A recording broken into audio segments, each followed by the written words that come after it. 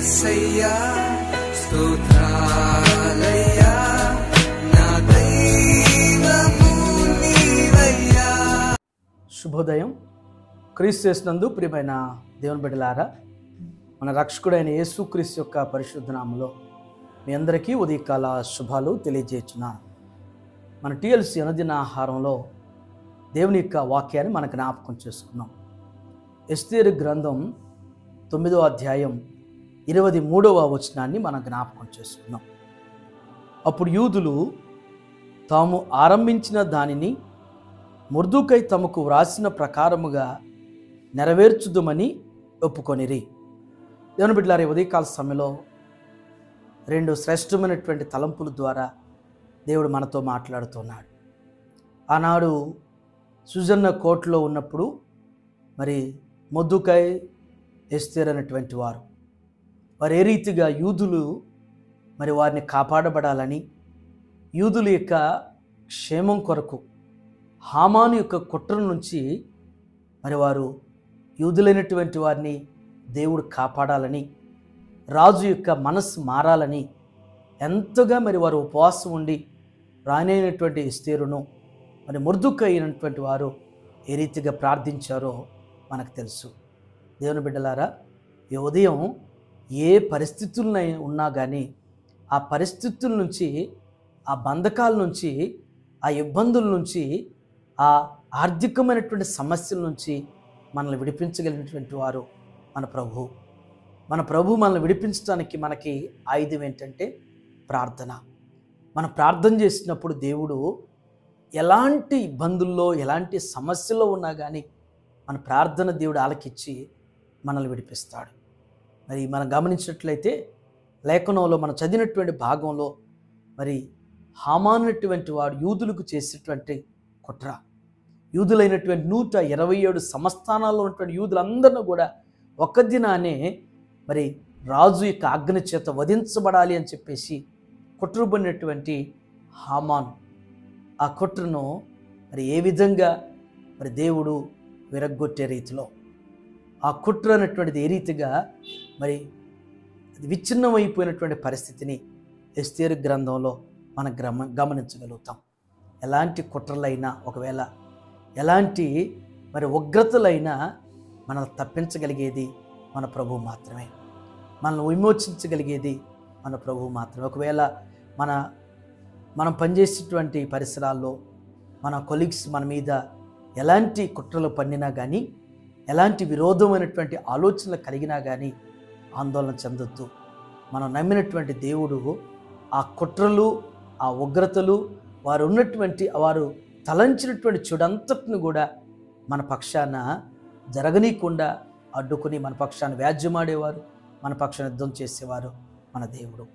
అయితే సుజన్న కోటలో ఉన్న 127 సంస్థానంలో ఉన్నటువంటి యూదులందరూ కూడా ఈ విపత్తు అనేటువంటిది మనకు తొలగిందంటే మరి రాయనటువంటి ఎస్తేరు, మొర్దెకై ప్రార్థనల ద్వారా దేవుడు మనల్ని ఎంత గొప్ప ఉగ్రత నుంచి తప్పించాడని చెప్పేసి వారు గ్రహించి వారు తీసుకున్నటువంటి నిర్ణయం ఏంటంటే మొర్దెకై మనకు ఏదైతే చెప్పాడో, ఏదైతే మనకు నేర్పించాడో ఆ విధంగా చేద్దాము అని చెప్పేసి, ఆ విధంగా మనం జీవిద్దామని చెప్పేసి వారు తీర్మానం తీసుకున్నారు.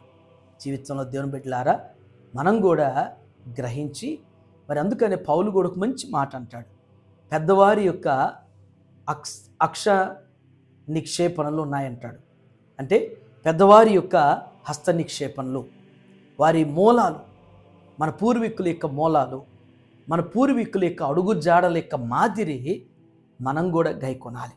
యూదులు అనుకున్నారు మన మొర్దెకై ఏ రీతిగా మనల్ని నడవాలని చెప్పేసి, ఏ విధంగా ఉండాలని కోరాడో వాక్యానుసారంగా మనం కూడా ఆ విధంగా ఉందామని చెప్పేసి వారందరూ కూడా తీర్మానం తీసుకుని మరి సాగాలటానికి ఇష్టపడ్డారు.